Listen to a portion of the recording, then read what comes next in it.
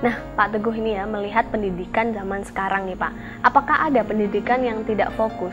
Itu biasanya disebabkan oleh apa? Ya.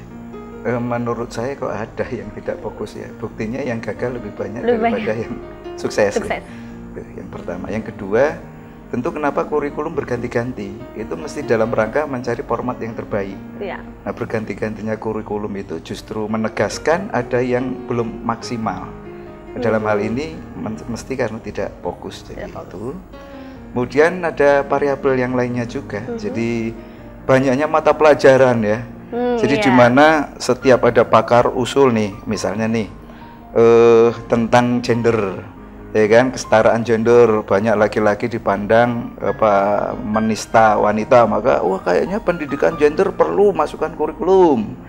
Tambah banyak kan korupsi, ya, wah ini harus mentalnya harus bagus, ada pendidikan anti korupsi, ada seks bebas, karena nggak ada pendidikan seks nih di sekolahan, kita harus ada tuh mata pelajaran gitu ya. Jadi ini menurut saya jadi fakta bahwa pendidikan itu selama ini masih mencari format yang paling baik lah. Jadi bahasa lainnya yang kemarin-kemarin tidak fokus.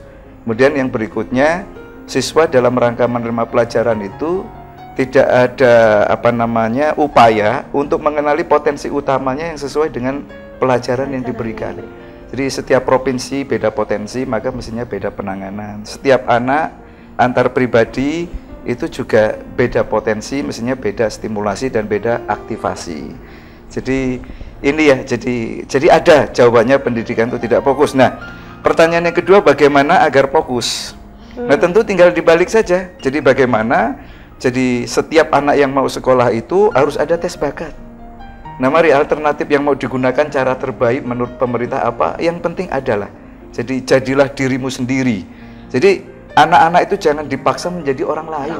Ya. Jadi setiap anak punya keunggulannya sekaligus kelemahannya. Dan keunggulan itu berbeda-beda. Kalau kita ingat lagunya Ariel Peter Pan kan, buka dulu topengmu. Jadi selama ini kita tidak pernah menjadi diri sendiri, pakai topeng orang lain. Nah, itulah yang namanya potensi diri kita. Jadi jangan sampai punya minat itu karena ikut-ikutan orang lain. Jadi kita harus mengembangkan bakat unggul kita dari Tuhan itu. Nah, itulah upaya awal. Jadi kenali bakat, kemudian diarahkan ya.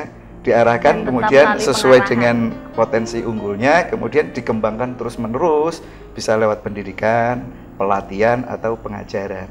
Saya pikir itu upaya yang mendasar dan fundamental. Jadi begitu Pak ya, untuk pendidikan yang lebih fokus, apapun sekolahnya, tes bakat dulu di DMI Primagama Pak ya.